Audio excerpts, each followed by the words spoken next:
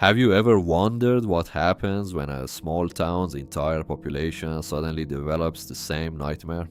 What I'm about to tell you happened in Millbrook, Vermont, population 847 during the winter of 2019. By March, every single resident was experiencing identical dreams about a red door that shouldn't exist. The CDC got involved, the military set up a perimeter, and what they discovered changed everything we thought we knew about collective consciousness. This isn't fiction. This isn't an urban legend. This is documented reality, and I have the leaked government files to prove it. It started with Sarah Chen, a librarian who lived in Millbrook her entire life. She woke up on February 3rd, 2019, in a cold sweat, unable to shake the image of a bright red door at the end of her hallway. The door had a brass knocker shaped like a raven, and in her dream, something was knocking from the other side. When she checked her hallway that morning, there were only white walls. She thought nothing of it until she went to work at the town library. Mrs. Henderson, an 82-year-old regular, approached her looking visibly shaken. "Sarah, dear, I had the strangest dream last night. There was this red door in my house, and something was trying to get in." Sarah felt her blood run cold. She described her own dream, and Mrs. Henderson went pale. Every detail matched perfectly. The brass raven knocker, the desperate knocking, the feeling that whatever was behind that door was both familiar and terrifying. That afternoon, more people came forward. Tom Rodriguez, who owned the hardware store, had dreamed of the same red door. So had the Patel family who ran the grocery store, Dr. Williams from the clinic, the school principal, Mrs. Foster. By evening, 17 people had reported the identical dream. The next night, 34 people dreamed of the red door. The night after that, 68. The progression was terrifyingly precise, doubling every single night. But here's where it gets truly disturbing. The dreams weren't just similar anymore, they were becoming synchronized. On February 6th, when 136 people experienced the dream, they all reported the same new detail. The knocking had stopped. Instead, they could hear breathing through the keyhole. Slow, deliberate breathing that seemed to sync with their own heartbeat. And when they woke up, they all woke up at exactly 3:17 a.m. Dr. Williams, being the only medical professional in town, started documenting everything. He created a simple questionnaire. What time did you fall asleep? What time did you wake up? What did the door look like? What sounds did you hear? What emotions did you feel? The results were impossible to explain medically. Not only were the dreams identical in content, but they were occurring in perfect synchronization. Brainwaves don't work that way. Dreams don't work that way. Yet, it was happening.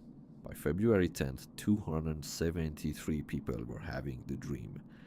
And that's when the dream evolved again. Now, in addition to the breathing, they could hear whispers. The whispers were in a language none of them recognized, but somehow they all understood what was being said. The voice was telling them to open the door. It was promising them answers to questions they'd never asked. It was offering them a choice that would change everything. The whispers weren't random either.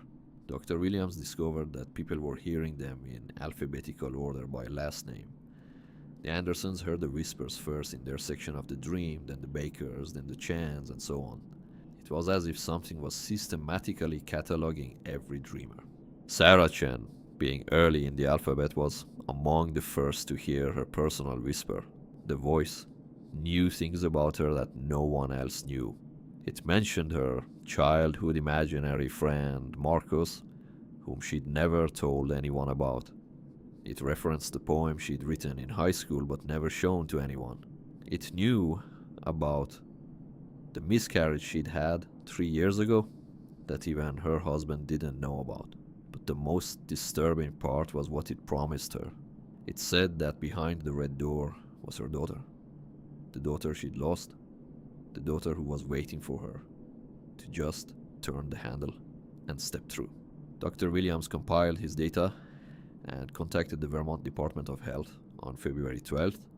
By then, 547 people in the town were experiencing the synchronized dreams. That was nearly 2/3 of the population, including children as young as 5 and elderly residents over 90. Age didn't matter. Health status didn't matter. Everyone was equally susceptible. The state health department initially dismissed it as mass hysteria. These things happen, they said. Communities sometimes develop shared psychological phenomena, especially in isolated areas during stressful periods. It was winter, people were cooped up, stories spread, and imagination filled in the gaps. But Dr. Williams had evidence they couldn't ignore. He'd been conducting sleep studies on volunteers using borrowed equipment from the regional hospital. The EEG readings were identical across different subjects during the dream periods. Not similar, identical, the exact same brainwave patterns occurring at the exact same times in people who weren't even in the same building. That's when the CDC got involved. Dr. Amanda Foster, a neurologist and specialist in unusual psychological phenomena, arrived in Millbrook on February 14th with a team of researchers. What they found challenged everything they understood about how human consciousness works. They set up a temporary laboratory in the town hall and began conducting comprehensive studies on the dreamers. They monitored brain activity, hormone levels, neurotransmitter production, and even electromagnetic field exposure. They tested for environmental toxins, water contamination, and airborne pathogens. They investigated the town's history, geological features, and even cosmic radiation levels. Nothing explained what was happening. Meanwhile, the dreams were intensifying. By February 15th, 684 people were experiencing them. That was over 80% of the population. The remaining residents were beginning to feel left out, even fearful that they weren't having the dreams. Some started taking sleeping pills, trying to force themselves into the same sleep patterns as everyone else, but the dreams weren't just about the red door anymore. They'd expanded into full narratives. People were dreaming of walking through familiar places in Millbrook, but everything was slightly wrong.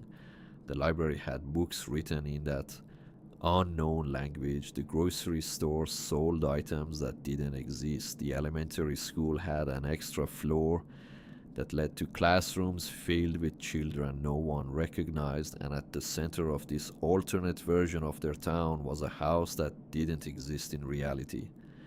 A Victorian mansion with a wraparound porch and a bright red front door. The house sat exactly where the town square should be, and in the dream, everyone knew it had always been there. Dr. Foster's team made a breakthrough on February 17th. Using advanced neuroimaging equipment, they discovered that during the dream episodes, the dreamers' brains were exhibiting a phenomenon they'd never seen before. The neural networks associated with individual identity were temporarily merging with networks associated with collective memory. It was as if, during the dreams, the boundary between self and others was dissolving. But this raised more questions than it answered. How was this neurological synchronization occurring? What was triggering it, and why was it manifesting as these specific dream images? The answer came from an unexpected source. Margaret Whitfield had lived in Millbrook longer than anyone else. At 96 years old, she was one of the few residents who wasn't experiencing the dreams. When Dr. Foster interviewed her, Margaret revealed something that changed the entire investigation. The red door wasn't new.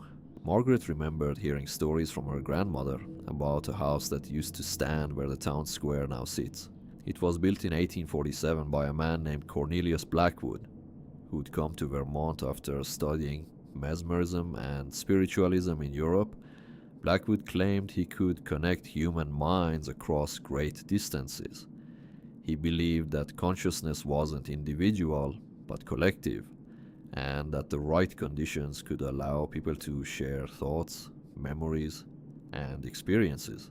According to Margaret's grandmother, Blackwood had painted his front door bright red and claimed it was a portal between the individual mind and the collective unconscious.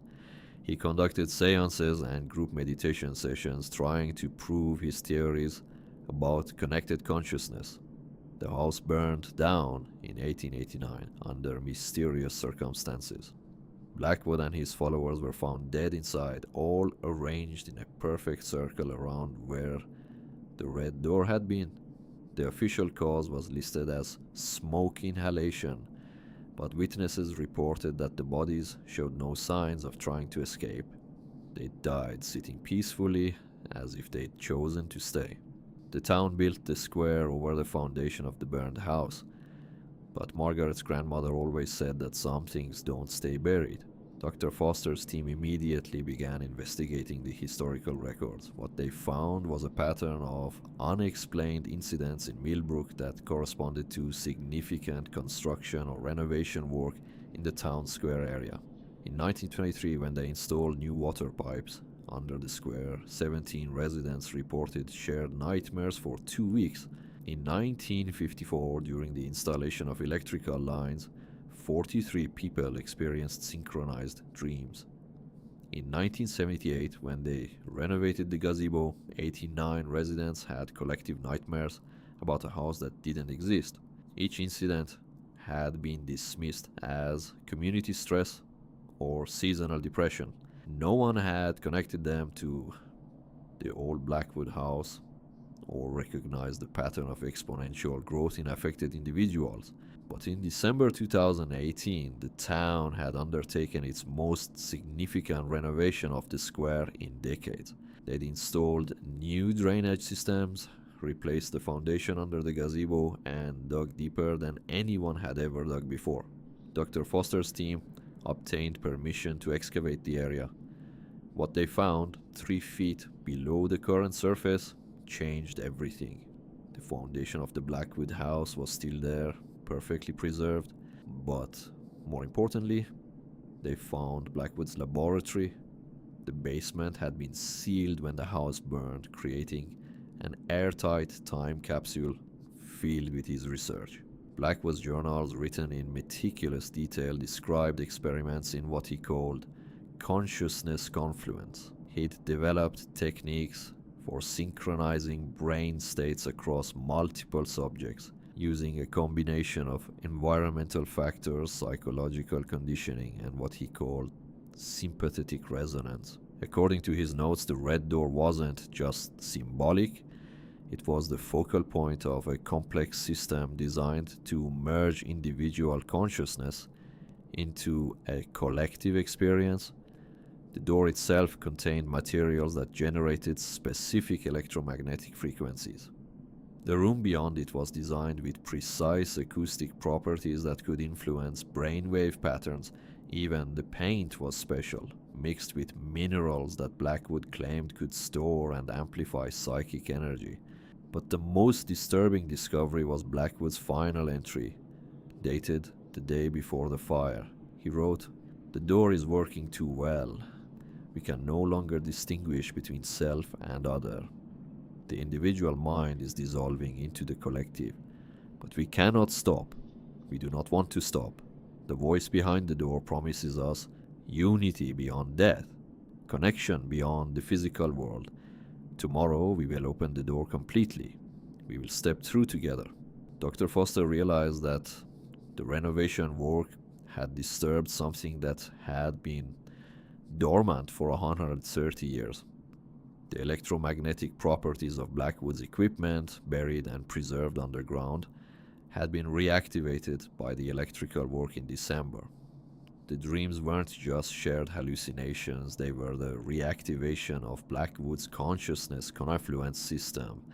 This explains why the dreams were synchronizing and intensifying. The system was designed to gradually merge individual consciousness into a collective state. The red door was the symbolic representation of that final merger. When dreamers opened the door in their dreams, they were accepting the dissolution of their individual identity into something larger. By February 20th, 798 people in Millbrook were experiencing the dreams. That was 94% of the population. The few remaining unaffected residents were children under 3 years old and adults with specific types of brain trauma that made them immune to the electromagnetic influence. But the dreams had evolved yet again. Now people were reporting that they could see other dreamers in the dream space. Sarah Chen described walking through the dream version of Millbrook and encountering her neighbors, all moving toward the red door with the same purposeful determination. Dr. Williams, who was now part of the affected population, provided the most detailed account of this stage. In his final coherent report, he wrote, "The dreams are no longer individual experiences. We are all dreaming the same dream at the same time. We can communicate with each other in this space. We share thoughts, memories, and emotions without speaking. The boundaries between us are disappearing. And the voice behind the red door is getting stronger. It's promising us something beyond individual existence. It's promising us completion." The CDC team realized they were facing an unprecedented crisis. This wasn't just a medical anomaly anymore, it was an active threat to human consciousness itself. If the pattern continued, everyone in Millbrook would be psychologically absorbed into whatever collective entity was emerging from Blackwood's century-old experiment. They contacted the Department of Defense on February 22nd. Military specialists in psychological warfare and unconventional threats were deployed to establish a perimeter around the town. No one was allowed in or out without extensive psychological screening. But the military's involvement revealed another terrifying aspect of the situation. The consciousness confluence wasn't contained to Millbrook. People living within a 20-mile radius of the town were beginning to report unusual dreams. The effect was spreading slowly but measurably, like ripples in a pond. Dr. Foster's team worked frantically to find a solution. They tried electromagnetic shielding, pharmaceutical interventions, and even hypnotherapy to break the synchronization. Nothing worked. The affected individuals were too deeply connected to be separated by conventional means. The breakthrough came from an unexpected source.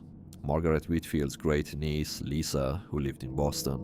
Lisa had been researching her family history and discovered additional documents that Margaret's grandmother had kept.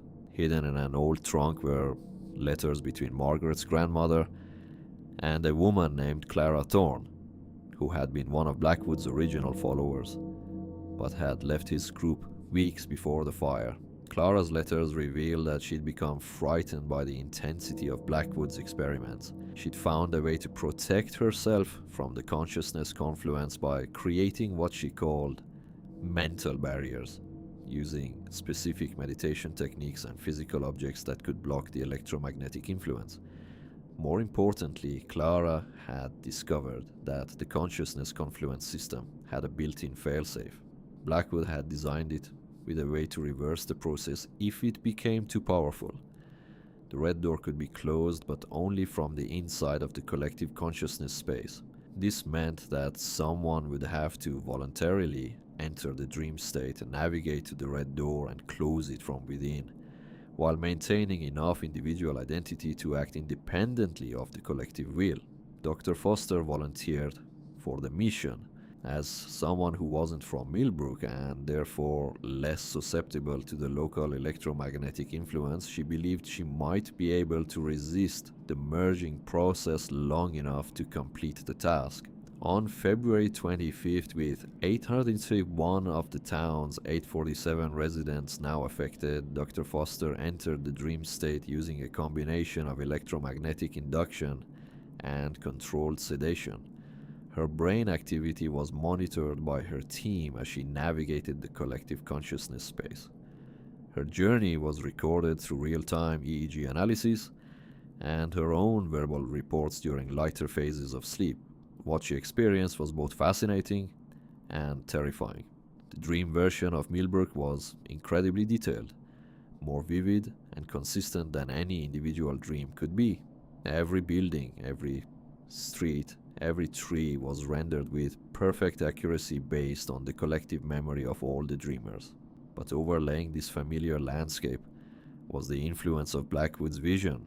Buildings that shifted and changed, streets that led to impossible destinations, and always at the center, the Victorian mansion with the red door. Dr. Foster could sense the presence of every other dreamer in the space, their thoughts and emotions pressed against her consciousness like an overwhelming tide. The temptation to let go of her individual identity and merge with the collective was almost irresistible. The peace and unity promised by the voice behind the red door seemed like the most natural thing in the world. But she maintained her focus on the mission. Using Clara Thorne's techniques for creating mental barriers, she moved through the dream space toward the mansion. The closer she got, the stronger the pull became. Other dreamers, their individual personalities already partially dissolved, tried to convince her to join them. They weren't malicious. They genuinely believed that opening the red door was the next step in human evolution. When Dr. Foster reached the mansion, she could see why everyone was drawn to it. The red door pulsed with warm, welcoming light. The sound of the breathing and whispers wasn't frightening anymore. It was comforting like a mother's lullaby. The door handle was smooth and warm to the touch. But instead of opening it, Dr. Foster began the closing sequence that Clara Thorne had described.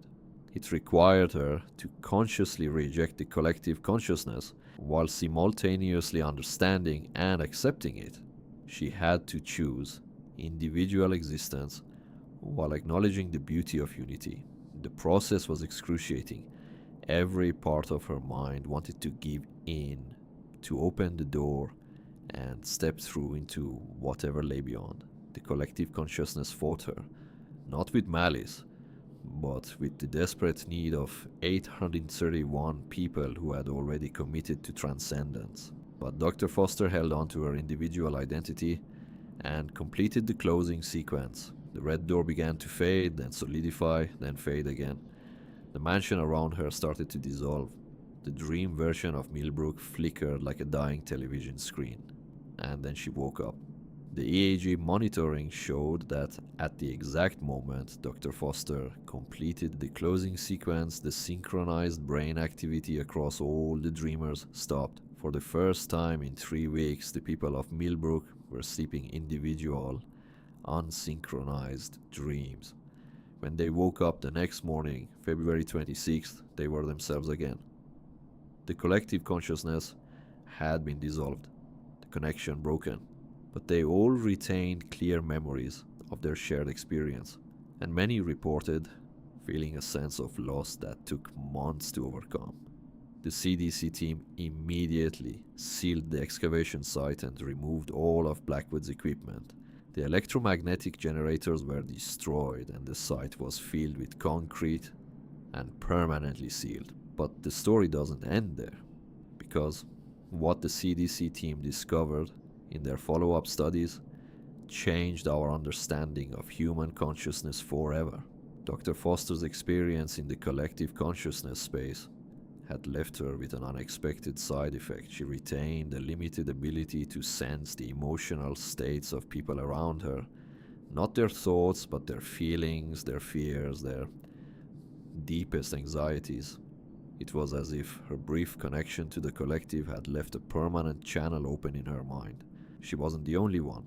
17 of the Millbrook residents who had been most deeply affected by the dreams reported similar abilities in the months following the incident. Sarah Chen discovered she could sense when people were lying.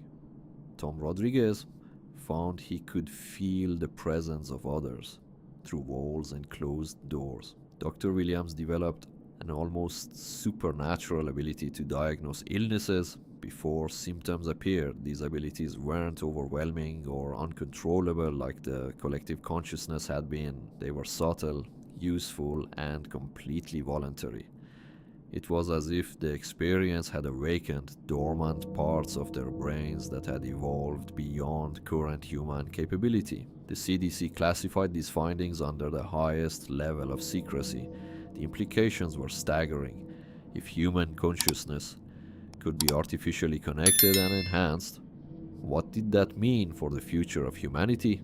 What did it mean for individual privacy, for personal identity, for the nature of human relationships? Dr. Foster spent the next 6 months studying these post-connection abilities. What she discovered was that the 17 affected individuals had developed what she termed empathic resonance. Their brains had been permanently altered by the collective consciousness experience, creating new neural pathways that allowed for limited telepathic communication. But more importantly, she discovered that these abilities were hereditary. The children born to the affected individuals after the incident showed similar capabilities from birth. They could sense emotions, communicate through thought, and even share dreams voluntarily and safely. This led to one of the most controversial discoveries in modern neuroscience. The Millbrook incident hadn't been an accident or an anomaly. It had been the next step in human evolution, artificially triggered by Blackwood's century-old experiment. According to Dr. Foster's research published in classified government documents that were leaked in 2023, human consciousness has been evolving toward collective connection for thousands of years. The individual, isolated mind that we consider normal is actually a temporary evolutionary phase. The Millbrook incident had simply accelerated this natural process, but the acceleration had been too rapid and uncontrolled, threatening to dissolve individual identity entirely. What should have been a gradual evolution over generations had been compressed into weeks, creating the dangerous collective absorption that Dr. Foster had to stop. However, the 17 individuals who retained mild empathic abilities represented what human consciousness might naturally become in another 1,000 years of evolution. They were living examples of humanity's potential future. The government's response to these discoveries was predictably complex. On one hand, the military saw enormous potential for enhanced soldiers who could communicate telepathically and sense enemy emotions. On the other hand, the implications for privacy and individual rights were terrifying. A secret research program codenamed Project Confluence was established to study the affected individuals and their children. The program operated under the joint oversight of the CDC, the Department of Defense, and the National Security Agency. Dr. Foster was appointed as the lead researcher, but she quickly became uncomfortable with the military applications being explored. Her classified reports, later leaked by whistleblowers, revealed experiments designed to artificially recreate the Millbrook effect for military purposes. The research team attempted to build new consciousness confluence devices based on Blackwood's designs. They wanted to create controlled collective consciousness experiences that could enhance team coordination, accelerate learning, and create unbreakable psychological bonds between soldiers. The experiments were conducted on volunteers from special forces units using electromagnetic field generators and precise acoustic environments. They successfully created limited collective consciousness experiences lasting several hours. The results were remarkable. Teams that underwent the consciousness confluence training showed unprecedented coordination and tactical effectiveness. They could anticipate each other's actions, share tactical information instantly, and maintain group cohesion under extreme stress. But the psychological costs were severe. Many participants reported persistent depression and anxiety after returning to normal individual consciousness.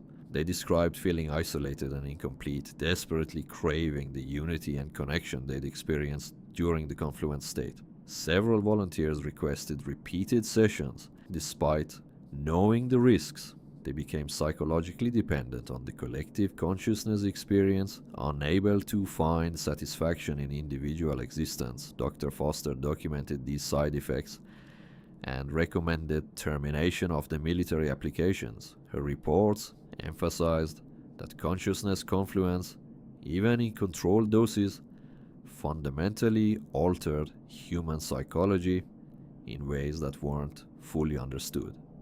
The military disagreed. They saw the tactical advantages as worth the psychological risk, especially for elite units operating in extreme circumstances. Plans were developed to create permanent consciousness confluence facilities for special operations training. This disagreement led to Dr. Foster's resignation from Project Confluence in late 2019, but her departure didn't stop the research. It simply moved it to more secretive facilities with less ethical oversight. Meanwhile, the 17 affected individuals from Millbrook were living remarkably normal lives. Their empathic abilities had stabilized and integrated naturally into their personalities. They formed a tight-knit community within the town, supporting each other through the unique challenges of their enhanced consciousness. Sarah Chen used her lie detection abilities to become an exceptionally effective mediator and counselor. Tom Rodriguez started a successful business consulting company using his enhanced people reading skills to help negotiate complex deals. Dr. Williams became renowned for his diagnostic abilities, though he never revealed the source of his intuitive medical insights. Their children were even more remarkable. Born with enhanced empathic abilities, they developed at accelerated rates intellectually and emotionally. They showed advanced problem-solving skills, exceptional creativity, and an unusual capacity for understanding and resolving conflicts. A study of these children, conducted secretly by government researchers, revealed IQ scores averaging 20 points higher than normal populations. More significantly, they showed no tendency toward aggressive behavior even during typical childhood conflicts. Their empathic abilities seemed to make violence psychologically impossible for them. This discovery sparked intense debate within the classified research community. If enhanced consciousness could eliminate violent impulses while increasing intelligence and empathy, should it be considered a beneficial evolution rather than a dangerous anomaly? Dr. Foster, now working independently, continued studying the Millbrook families through unofficial channels. Her private research suggested that the children's abilities were continuing to develop in unexpected ways. By age 5, they could communicate complex ideas through pure emotion without words or gestures. They seemed to share a collective memory pool where one child's experiences became accessible to others in their peer group. Most remarkably, they showed signs of precognitive abilities, accurately predicting minor future events with disturbing frequency. These discoveries remained classified, but rumors began spreading through certain scientific communities. Underground research networks formed consisting of neuroscientists, psychologists, and consciousness researchers who believed the public had a right to know about humanity's evolving potential.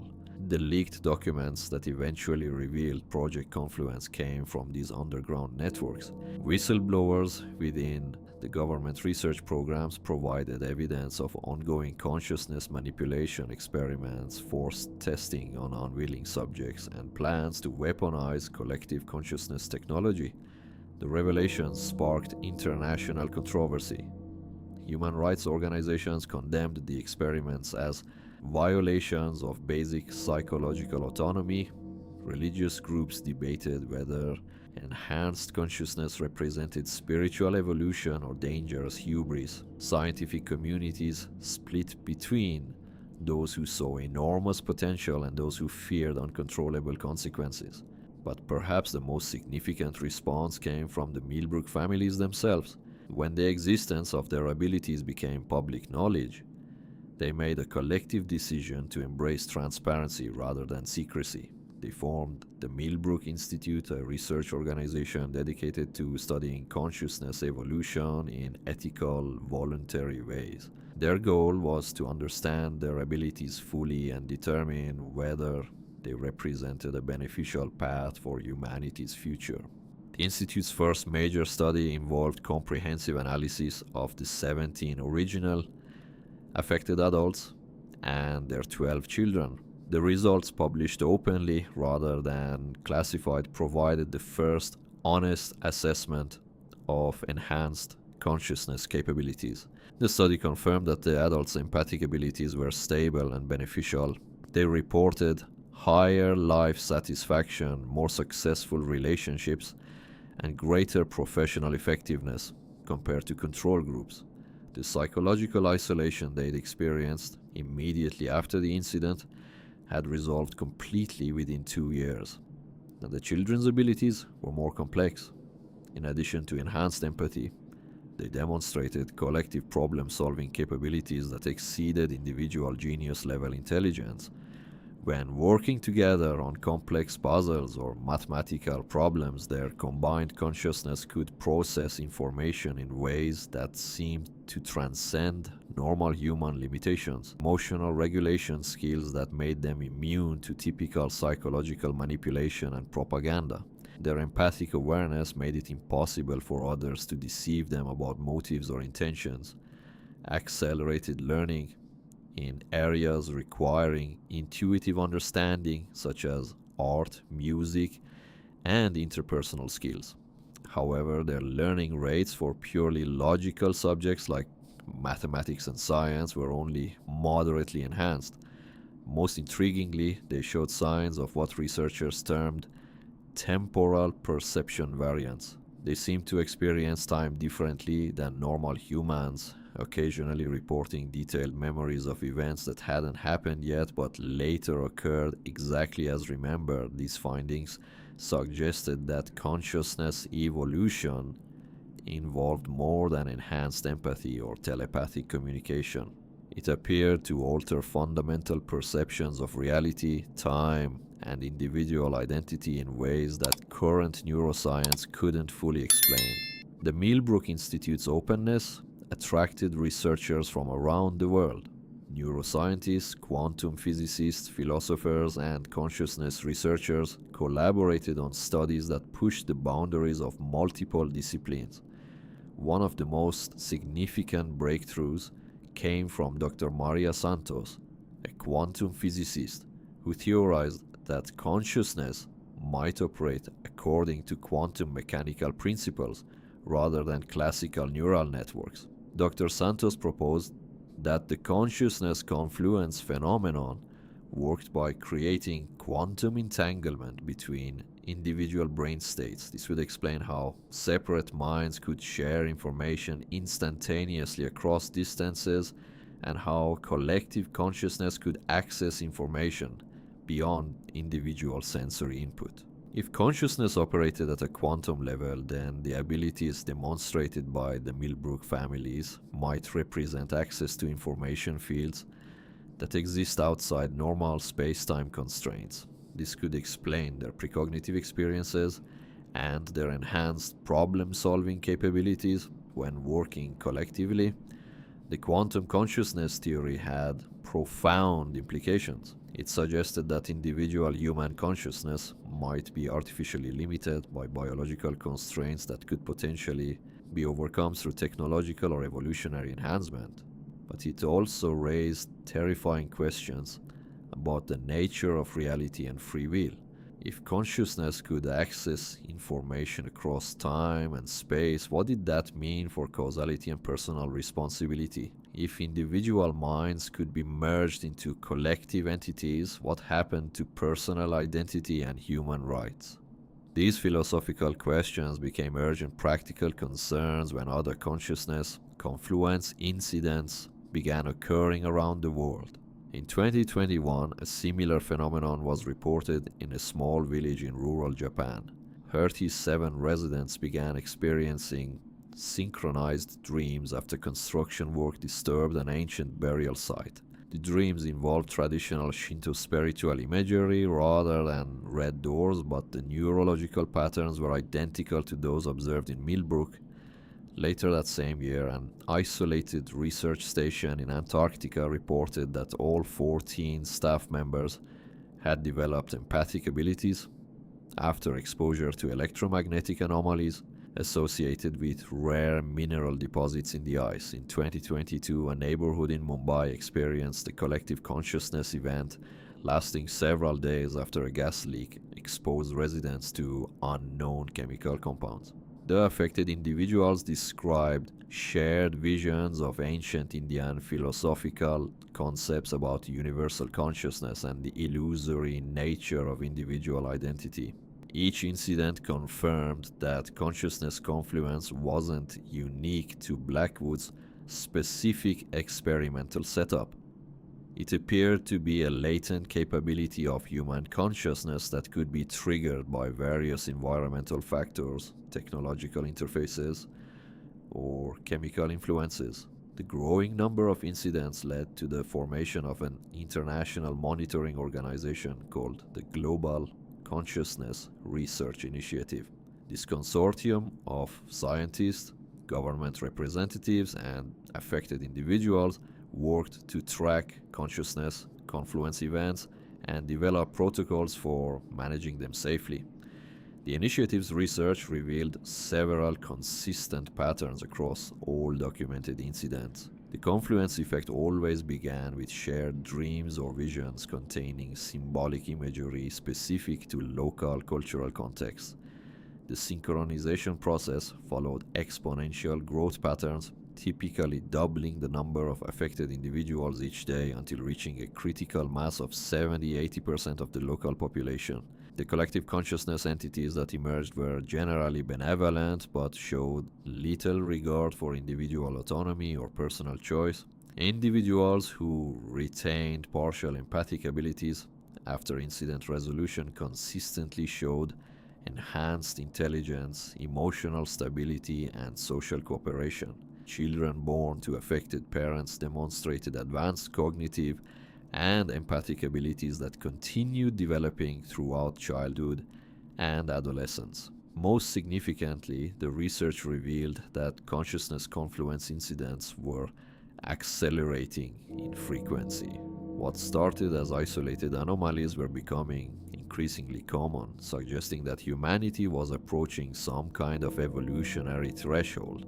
Dr. Foster, now in her 60s and serving as a senior advisor to the Global Consciousness Research Initiative, published her landmark paper on this phenomenon in 2024 titled The Approaching Singularity, Consciousness Evolution, and Human Identity. It argued that humanity was experiencing the early stages of a species-wide transformation.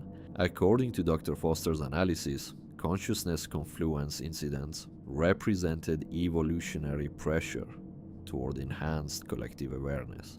The increasing frequency suggested that environmental factors, technological advancement, or other unknown influences were accelerating this natural evolutionary process. She proposed that within the next century, enhanced consciousness abilities might become standard human capabilities rather than rare anomalies. This transformation could fundamentally alter human society, requiring new frameworks for understanding identity, privacy, relationships, and governance. But Dr. Foster also warned that uncontrolled consciousness evolution posed existential risks. If the transformation happened too rapidly or without proper understanding, it could result in the dissolution of individual identity that had nearly occurred in Millbrook. The key to successful consciousness evolution, she argued, was voluntary, gradual development with full, informed consent and strong ethical oversight. Individuals needed to understand the implications of enhanced consciousness before choosing to develop these abilities. This recommendation led to the establishment of consciousness development centers in several countries. These facilities offered voluntary programs for developing empathic and collective consciousness abilities in controlled, safe environments. The programs typically lasted several months and involved gradual exposure to consciousness confluence technologies, extensive psychological counseling, and peer support from individuals who had already developed enhanced abilities. Participants could withdraw from the programs at any time, and the development process was designed to preserve individual identity while enhancing empathic connections with others. The results of these voluntary programs were remarkably positive. Participants reported increased life satisfaction, improved relationships, enhanced creativity, and greater sense of purpose. Unlike the involuntary consciousness confluence incidents, the gradual development process allowed individuals to integrate enhanced abilities without losing their personal identity. However, the programs also revealed unexpected challenges. Some participants developed abilities that exceeded their psychological capacity to manage. Others became addicted to the enhanced consciousness states and struggled to function in normal individual awareness. Most concerning were reports of participants spontaneously developing abilities beyond those taught in the programs. Some began demonstrating precognitive capabilities, telepathic communication across vast distances, or awareness of information they couldn't possibly have access through normal means.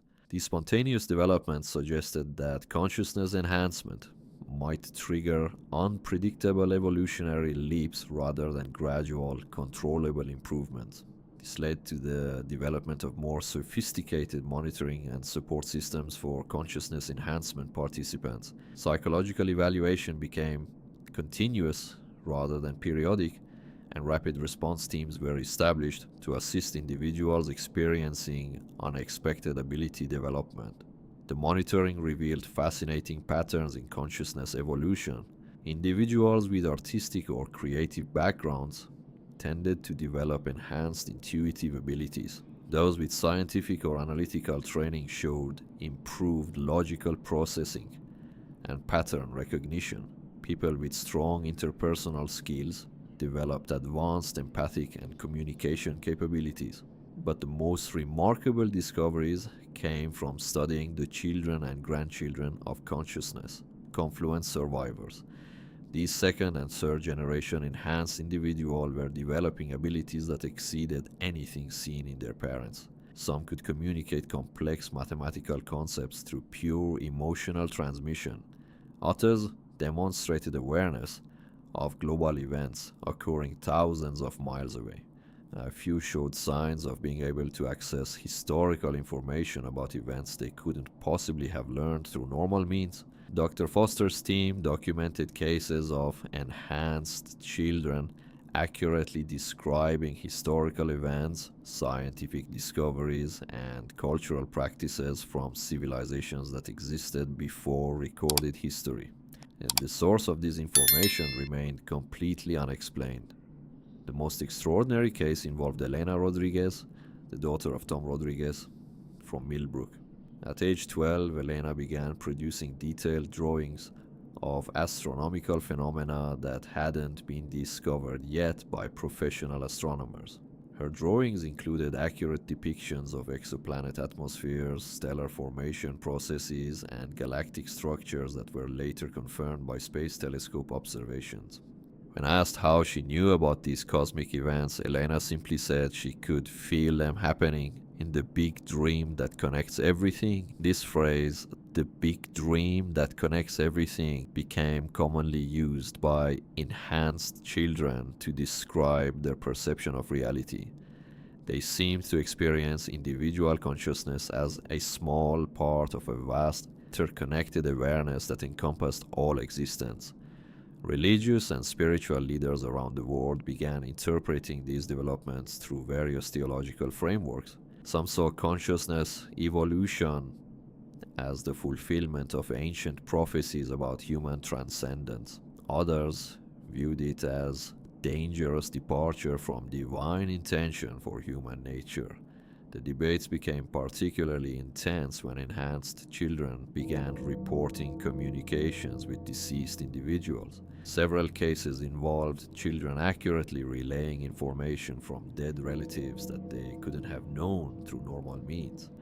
These reports sparked intense research into whether enhanced consciousness might provide access to some form of survival after death.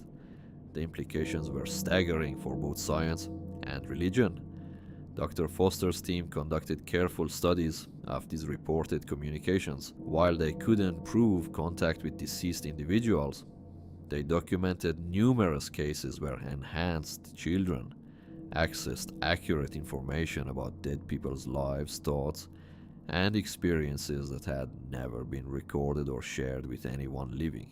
The source of this information remained unexplained, but it suggested that consciousness might have access to information storage systems that transcend individual biological existence. As the children with enhanced abilities reached adolescence, their capabilities continued expanding in unexpected directions. Some developed what researchers termed reality perception flexibility, an ability to perceive multiple potential outcomes of current situations and consciously influence which outcome actually occurred. This capability seemed to operate through quantum mechanical principles, allowing enhanced individuals to collapse probability waves in favorable directions through focused intention combined with empathic awareness of all affected parties. The practical applications were remarkable. Enhanced teenagers could resolve conflicts by perceiving solutions that satisfied everyone's deeper needs, even when those needs weren't consciously recognized by the individuals involved.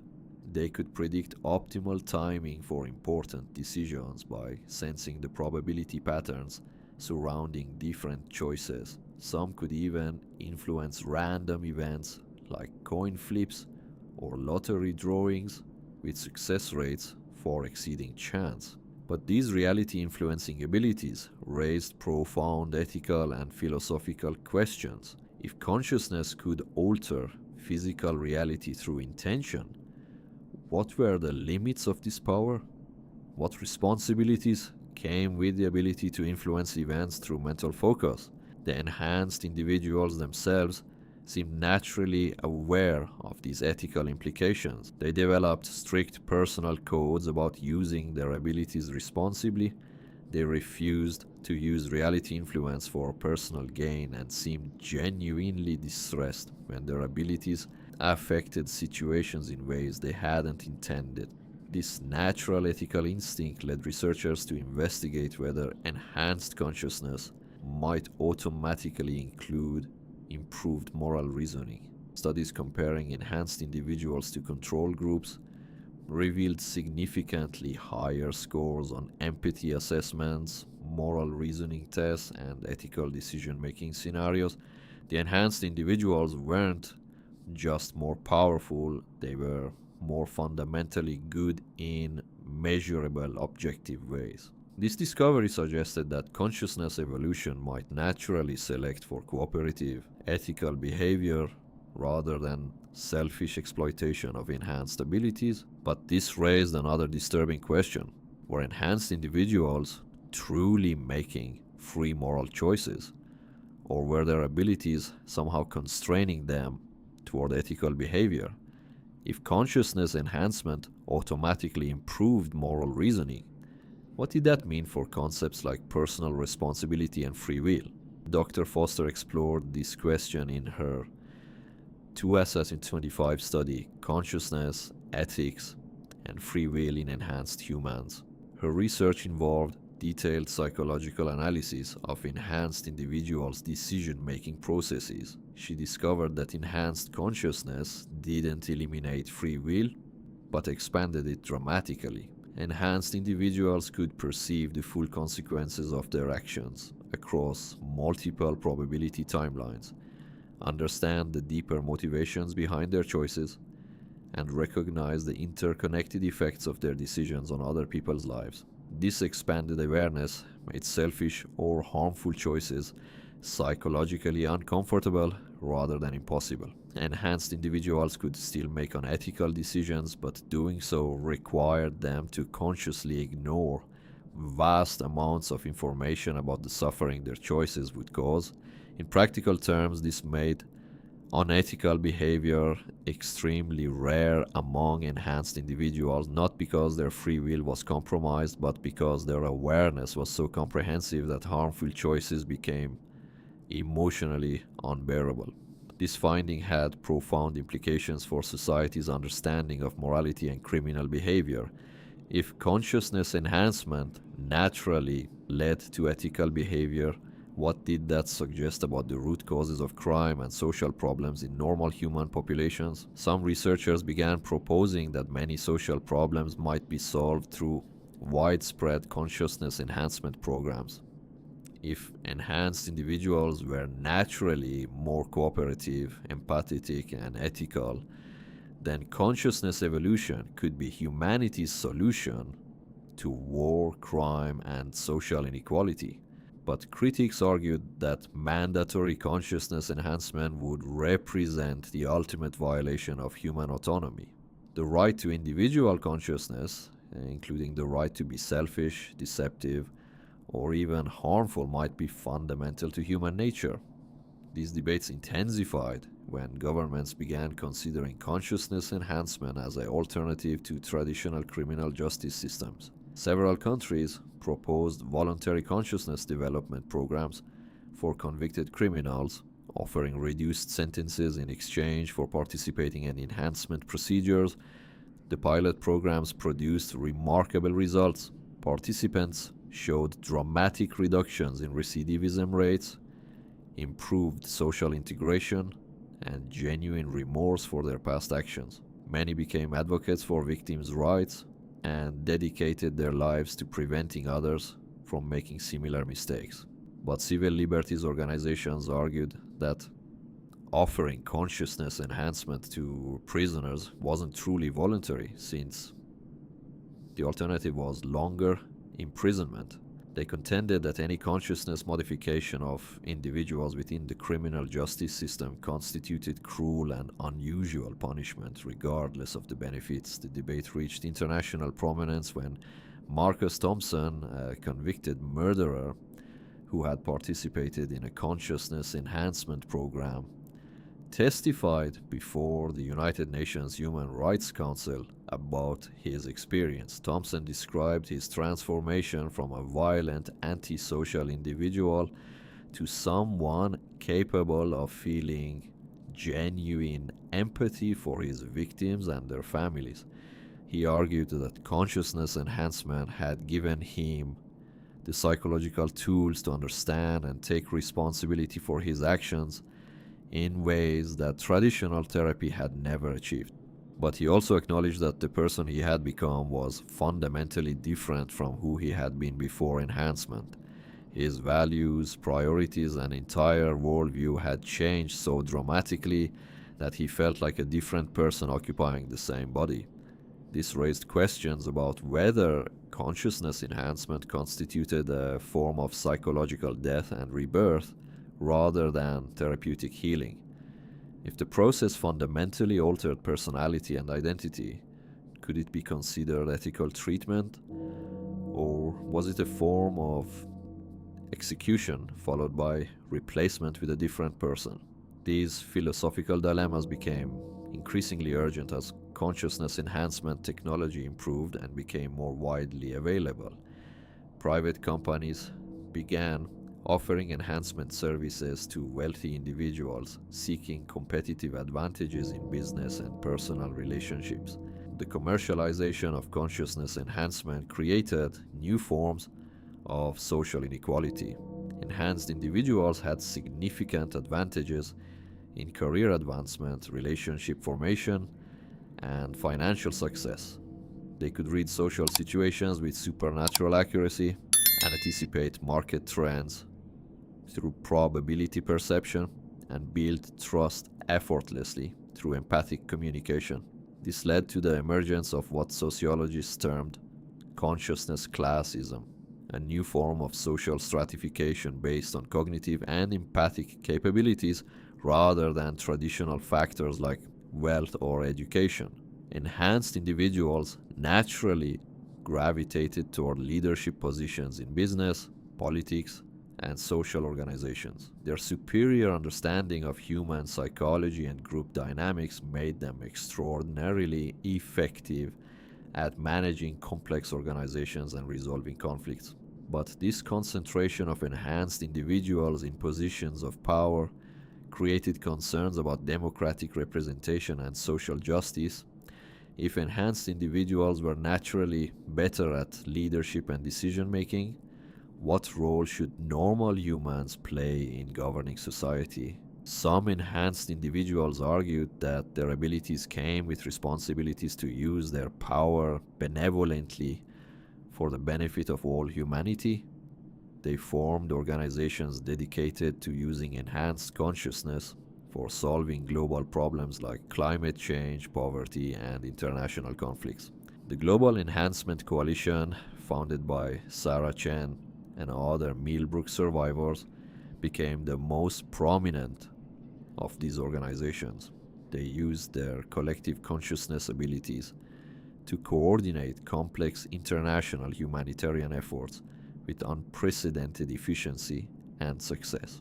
Their disaster relief operations could predict optimal resource allocation across multiple affected regions simultaneously.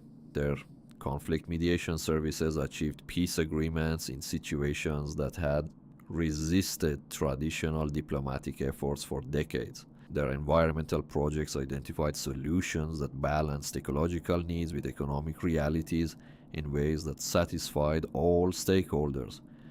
But critics argued that even benevolent rule by enhanced individuals represented a fundamental threat to human democracy and self-determination. They contended that normal humans had the right to make their own mistakes and learn from their own experiences, even if enhanced individuals could provide better solutions. This tension reached a crisis point when the enhanced coalition successfully prevented a nuclear war between two developing nations by using their probability perception abilities to identify and diffuse the escalating factors before political leaders were even aware of the crisis. While the intervention undoubtedly saved millions of lives, it also demonstrated that enhanced individuals could manipulate global events without the knowledge or consent of the normal humans whose lives they were affecting. The incident sparked international protests and calls for regulation of consciousness enhancement activities. Several countries banned enhanced individuals from holding political office or positions of significant social influence, but enforcement proved impossible. Enhanced individuals' abilities to read human psychology made them extraordinarily difficult to identify through conventional testing. They could easily conceal their abilities when necessary, and often influenced situations so subtly that their intervention was undetectable. Moreover, many enhanced individuals had children who inherited even more advanced abilities. These second and third generation enhanced individuals were seamlessly integrated into society from birth and considered their abilities as natural as any other human capability. Dr. Foster's final research project, completed shortly before her death in 2027, attempted to predict the long-term consequences of consciousness evolution for human society. Her models suggested several possible scenarios, ranging from utopian to catastrophic. In the optimistic scenario, consciousness enhancement would gradually spread throughout humanity over several generations, creating a species capable of unprecedented cooperation, creativity, and problem-solving ability. War, crime, and most forms of social conflict would become obsolete, as empathic understanding made violence psychologically impossible for most individuals. But the pessimistic scenarios were equally compelling. Rapid consciousness evolution could create permanent class divisions between enhanced and normal humans, leading to oppression or even genocide. Alternatively, uncontrolled enhancement could result in the dissolution of individual identity on a species-wide scale, creating a collective consciousness that was no longer recognizably human. The middle scenario suggested a complex, unstable future where enhanced and normal humans coexisted in tension, competing for resources and political power while struggling to find common ground across the growing cognitive and empathic gaps between them. Dr. Foster's final recommendation was for humanity to approach consciousness evolution with extreme caution and extensive international cooperation. She argued that the stakes were too high for individual nations, organizations, or groups to pursue enhancement research independently. Her death marked the end of an era in consciousness research, but her work continued through the institutions and individuals she had trained. The Millbrook Institute expanded into a global network of research centers studying consciousness evolution from multiple perspectives. Today, nearly a decade after the original Millbrook incident, the effects continue rippling through human society in ways that no one fully understands. Enhanced individuals and their children represent a growing percentage of the population, their abilities continuing to develop in unprecedented directions. Some can now communicate across continents through pure consciousness connection. Others can perceive probability patterns extending years into the future. A few seem to access information from what they describe as alternate timeline realities where history unfolded differently. The children born to enhanced parents show capabilities that exceed anything documented in previous generations. They speak of experiences and knowledge that suggest consciousness might not be limited to individual brains, but could access some form of universal information field that connects all existence across space and time. Whether this represents humanity's next evolutionary step or a dangerous departure from our essential nature remains an open question.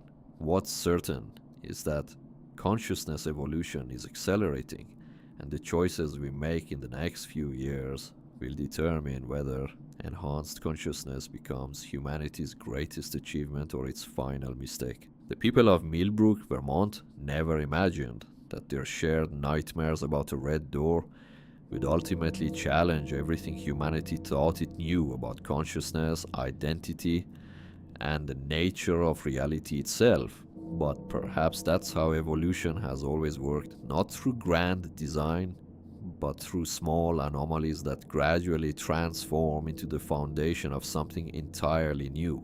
What do you think? Are we witnessing the birth of a new form of human consciousness? Or are we approaching a threshold that humanity isn't ready to cross? Share your thoughts in the comments below, and don't forget to subscribe for more explorations into the mysteries that shape our reality. The next video will delve into similar consciousness anomalies occurring around the world and what they might tell us about humanity's future. Till then, keep questioning everything you think you know about the nature of your own mind.